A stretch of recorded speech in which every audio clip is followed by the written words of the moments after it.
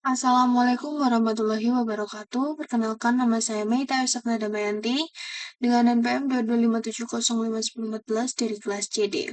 Di sini saya akan menjelaskan tentang pengantar akuator pada robot.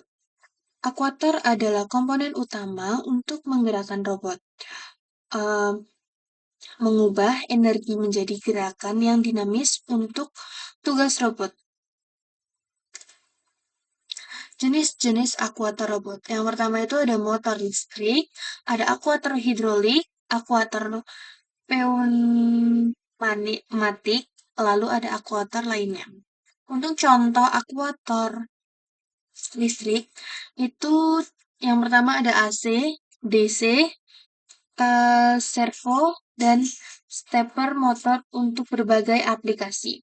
Lalu ada akuator hidrolik, yaitu menggunakan tekanan oli untuk menghasilkan gaya besar dan kuat.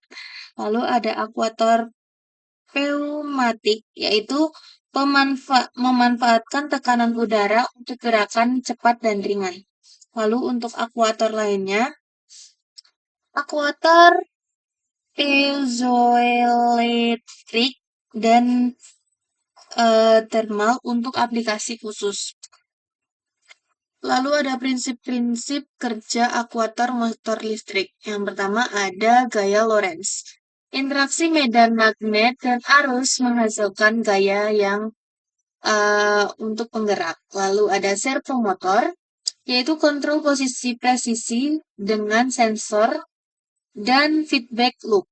Lalu ada stepper motor. Gerakan terhadap dengan kontrol langkah demi langkah.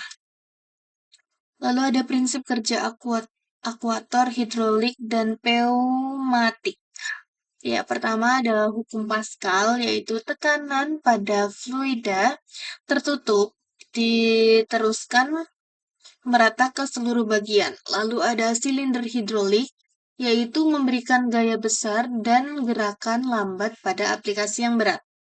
Lalu ada silinder pneumatik, yaitu gerakan cepat dan gaya sedang untuk aplikasi ringan dan responsif.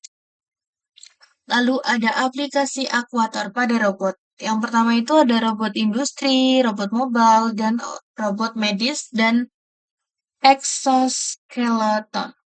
Yang pertama untuk robot industri. Digunakan untuk pengelasan, mencatat, dan yang berkaitan untuk menggunakan hidrolik dan motor listrik. Lalu untuk robot mobile ini digunakan untuk kendaraan otonom dan robot penjelajah atau memanfaatkan motor listrik. Untuk robot medis ini digunakan untuk servomotor dan untuk membantu operasi dan mobilitas manusia. Lalu ada perbandingan akuator pada robot. Yang pertama untuk jenis, torsi, kecepatan, presisi, biaya, dan perawatan. Yang pertama untuk jenis motor listrik memiliki torsi yang rendah dengan kecepatan yang tinggi, presisi yang tinggi, namun dengan biaya yang rendah dan perawatan yang rendah. Lalu hidrolik, untuk jenis hidrolik menggunakan torsi yang tinggi, kecepatan yang rendah, presisi yang sedang, biaya yang tinggi, dan perawatan yang tinggi.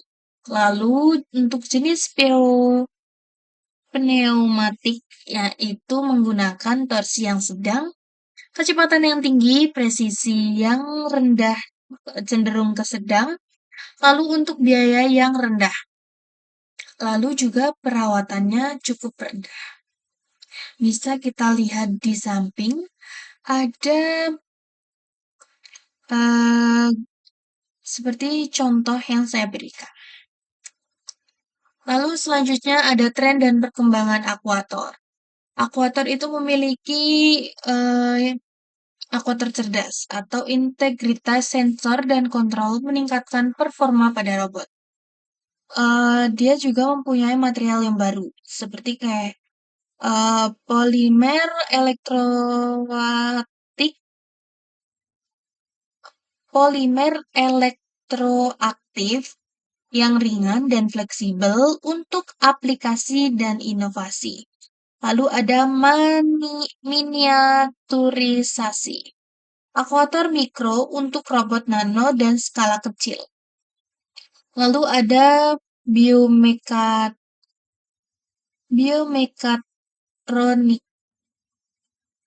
yaitu akuator yang terinspirasi dengan sistem biologis seperti otot buatan.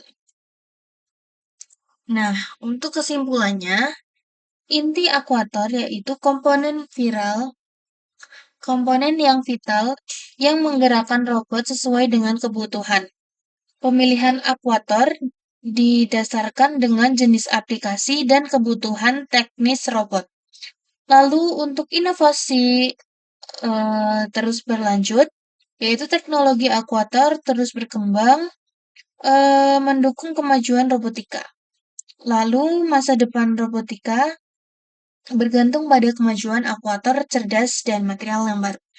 Sekian presentasi dari saya. Saya akhiri. Wassalamualaikum warahmatullahi wabarakatuh.